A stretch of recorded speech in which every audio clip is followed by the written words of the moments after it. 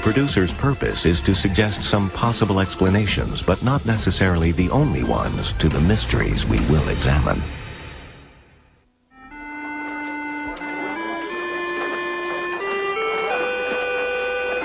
"116 people landed on an island off the coast of North Carolina.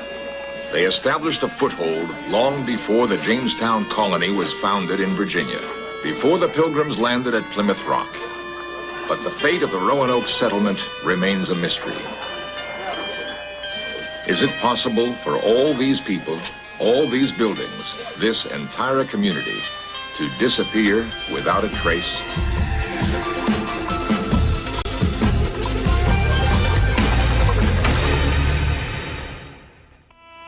Great civilizations have flourished and then disappeared.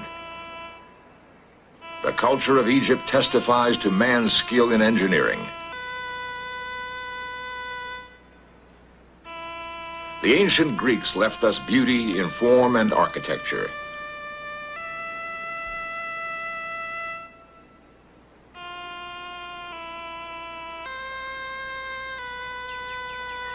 The Mayan pyramids pay tribute to a race that blossomed and then mysteriously disappeared.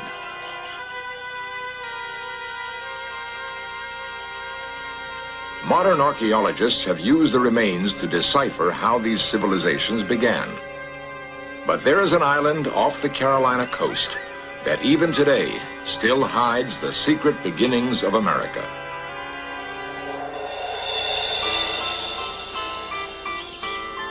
The story begins in England, 1587. Elizabeth has been queen for almost a quarter of a century. Her favorite courtier is Sir Walter Raleigh, a man of ambitious vision. Sir Walter implores Elizabeth to allow him a bold venture, establish a foothold in the New World, which has until now been dominated by Spain. With her approval, he gathers 116 men, women, and children to brave an ocean crossing.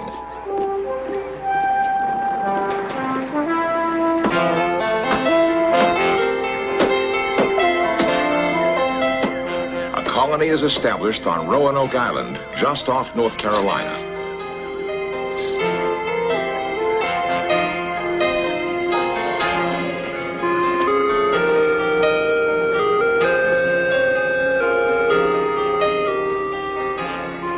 Barely are some of the first houses up when a problem becomes apparent. If the colony is to survive, more supplies are needed from England.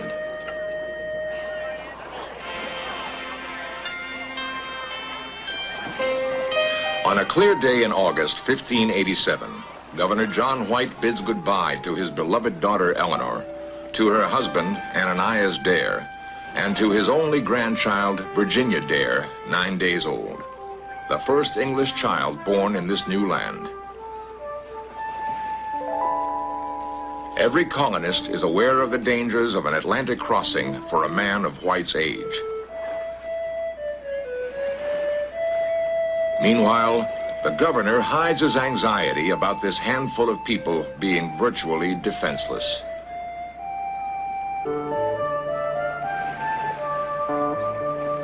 They are extremely vulnerable. The threat of attack by unfriendly Indians who had already killed one of their people, the specter of a long, cold winter. Could the colonists plant enough food to ward off starvation? Will Governor White or anyone else ever see them again? When Governor White arrived in England, he rushed about London, frantically trying to line up the necessary supplies and a ship for the voyage back. He wanted to return to Roanoke as quickly as possible to ease the colonists' worry about being totally isolated. The governor's timing could not have been worse. England is gearing up for a war to the death with Spain, whose mighty armada is poised to strike.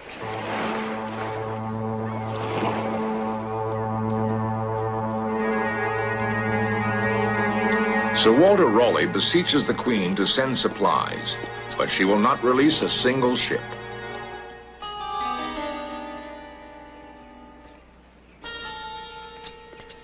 None of his pleading can force the Queen to change her mind. Spain's King Philip has assembled the greatest fleet the world had ever known. 137 ships with 30,000 men aboard. He hopes to crush the English Navy. When the battle is joined in the English Channel, the unwieldy Spanish galleons are no match for the longer-range English ships, whose captains include such famous seamen as Drake, Hawkins, Raleigh, and Frobisher. The Spanish Armada is soundly beaten. The English don't lose a single ship. The Spanish, more than 50. Britannia now truly rules the waves. Despite the victory, it is 3 years before Governor White can convince someone to take him back to Roanoke.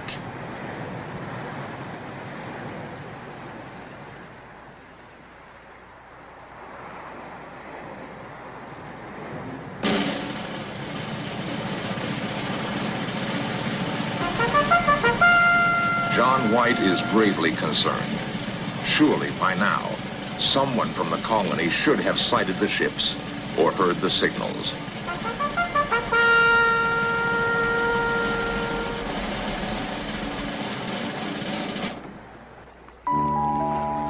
Cautiously, they approach the beach.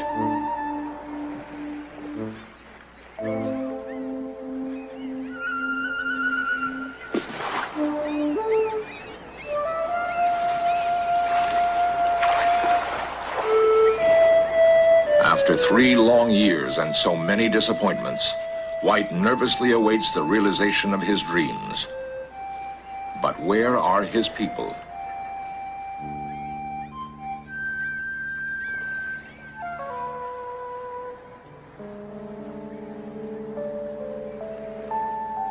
Knowing the colonists would fear an attack by the Spaniards, White orders the piping of a familiar English tune to reassure anyone hiding in the woods.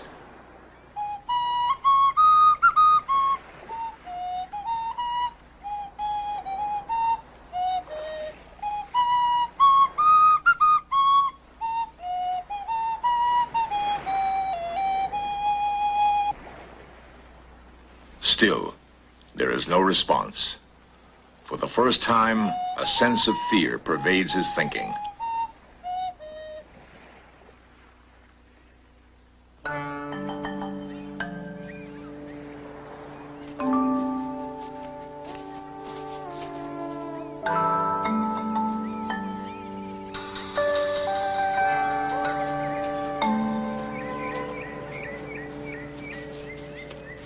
The trail inland is familiar, but empty.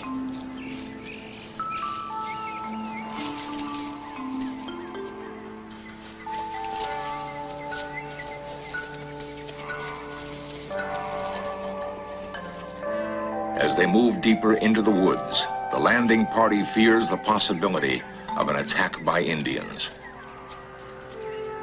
Governor White remembers that although the Indians were at first peaceful, a killing had created tensions that could well have flared into violence after he left.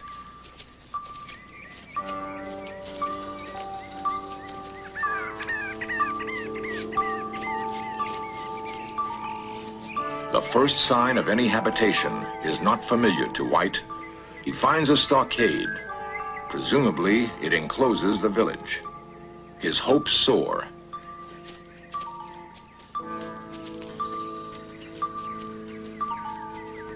But as he enters the gate, he is stunned. There is no sign of life.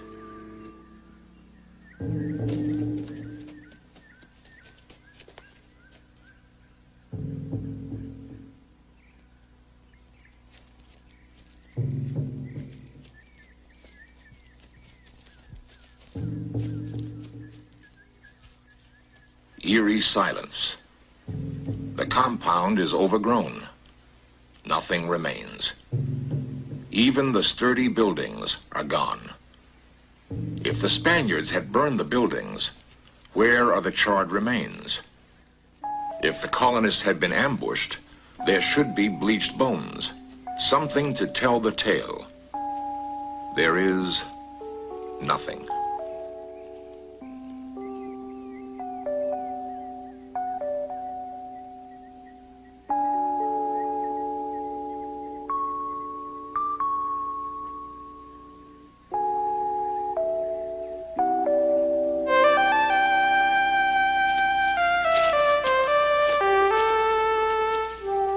Finally, one sign, a carved word, Croatoan. Before the governor had sailed, everyone agreed that if the colonists were to move away, they would leave a clue. Did this word mean they had gone to nearby Croatoan Island? The search continues into the night. 3 more letters, C-R-O, are found carved on a tree, but nothing to tell what happened. Determined to go to Croatoan Island the following day, they return to their ship. A terrible storm comes up, driving them so far out to sea, they are forced to turn back to England. Governor White's anguish is unbearable. He was so near to those he loved, but kept from them by a cruel sea. Governor White later dies and is buried in England without ever learning his family and friends will one day be known as the lost colony of Roanoke. What did happen to them? Did they go to Croatoan? In Search of explores the possible answers next. The single word Croatoan that Governor White found would seem to indicate that the lost colony attempted a move to the nearby island of that name. While the governor never lived to search there himself, others who did, in colonial as well as modern times, found no indication that the colonists had ever even been there. No buildings, no bricks, no tools, nothing. What happened to the lost colony? This has been a matter for speculation by laymen and historians ever since that time. Author-historian David Stick, who lives on nearby Cape Hatteras, has spent years trying to solve the riddle. There have been many theories. One, probably the most prevalent one, is that they were attacked by the Spaniards. The Spaniards, having settled in the West Indies with a number of colonies there, are known to have kept a close watch on the Raleigh colonists and what they were doing, but they did not attack. This has been proved by a thorough examination of the Spanish archive. Another theory, advanced by one of the leading historians of this area, is that they built a vessel and sailed back toward England and were lost at sea.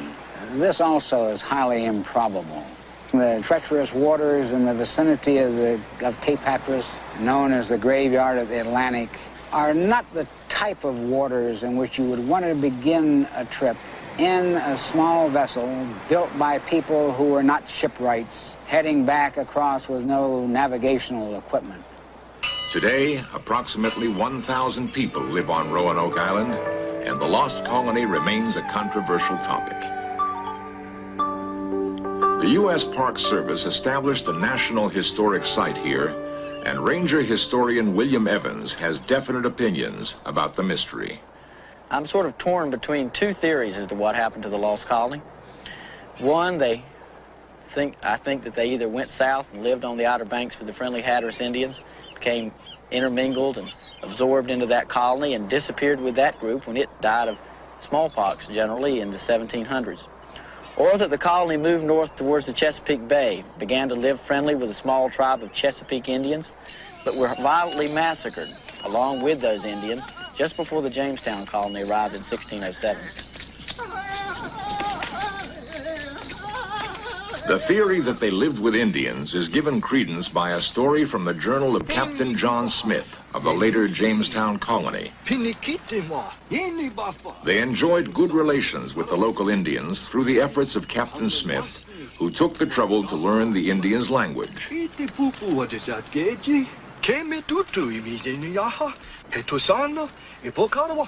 On a visit to Chief Powhatan, the father of Pocahontas, Smith was told of white people traveling with friendly Indians who were caught in an intertribal war.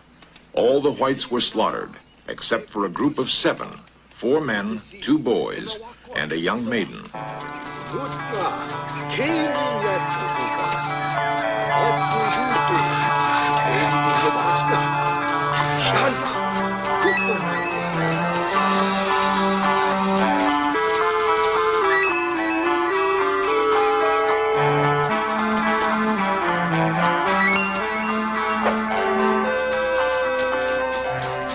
The 7 whites managed to escape. These 7 could have survived only by living among friendly Indians. And down through the years, there have been Indians in North Carolina, some with blue eyes, who claim to be descended from these first English settlers. If they did, in fact, live among the Indians, how can we trace their movement? In 1937, a number of stones were found that led in a trail from eastern North Carolina to northern Georgia. These stones were supposedly carved by Eleanor Dare as notes back to her father if he should return to look for the colony, that told what had happened to the colony, that her husband Ananias Dare had been killed by the Indians along with her child Virginia Dare, and that she was being carried to North Georgia as a Indian princess to be married or to be given in marriage to an Indian chief. The musty basement of a small college for women may hold the long-sought-after answer. Something has been stored here that has been all but forgotten. In Search of Cameras traveled to Gainesville, Georgia, to Roanoke College. In 1937, a tourist in North Carolina uncovered a stone with words carved on it. He brought it to Roanoke's history department. A $500 reward was advertised for anyone who found additional stones. The school was besieged with stones and ended up with 47. Most were obvious fakes. A national magazine published a story claiming the stones were all fakes. Embarrassed, the college put the stones in a basement where they've been gathering dust for more than 40 years. The first stone may be authentic, according to the present head of the history department, Dr. James Sutherland. The stone purports to tell the story of what happened to the lost colonists of Roanoke. And here you can see much better the wording on the stone. It says that Ananias Dare and Virginia went hence unto heaven 1591. Any Englishman show John White, Governor, Virginia. 17 months after the original find, a man from Atlanta, a stonemason and stone hauler, found a series of stones near Greenville, South Carolina, along the Saluda River. The 4th stone that he found is supposed to be the other stone mentioned on the reverse side of the original. This stone does contain the names of 17 dead, 15 on the back with Ananias and Virginia Dare on the front side, making a total of 17. I believe that the stones that were later found were obviously fraudulent. The evidence seems to certainly support that belief. However, this original stone, to my knowledge, has never been directly disproved.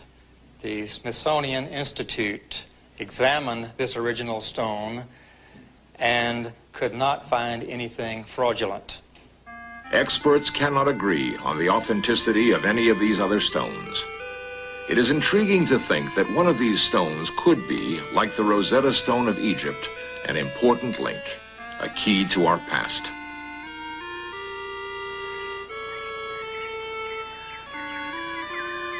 Today's Roanoke Island has its legend of the ghost of Virginia Dare, the grandchild of Governor White. Legend has it that beautiful Virginia was betrothed to a young Indian hunter, but she was also loved by a very jealous medicine man. To prevent her from marrying his rival, he changed her into a deer. Later, unaware of the change, her true love shot and killed the deer with an arrow.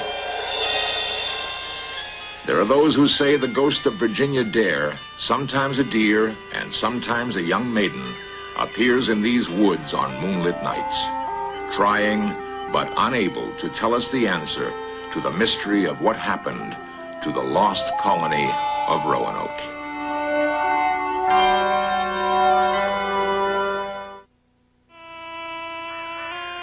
It would seem that a cruel fate was against the colony from the beginning, or at the very least, it suffered from a series of unfortunate coincidences. First, the lack of planning that did not properly supply them. Then, the stubborn queen who would not spare a single ship to help a tiny colony 3,000 miles away.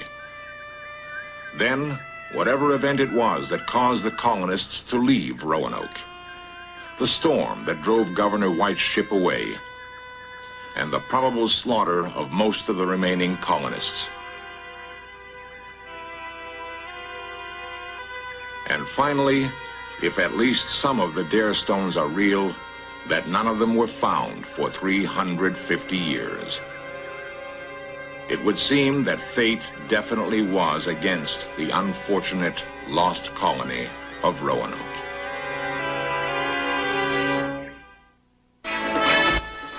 Coming up next, 20th Century with Mike Wallace reports on the impact of DNA fingerprinting and brings you an exclusive interview with O.J. Simpson trial attorney Peter Neufeld. Then, Weapons at War marches into the horror of the Western Front with the young Americans they called the Doughboys. And later tonight, Vanishing Act Week begins on History's Mysteries with an investigation into the disappearance of Teamster Kingpin Jimmy Hoffa at 8 here on the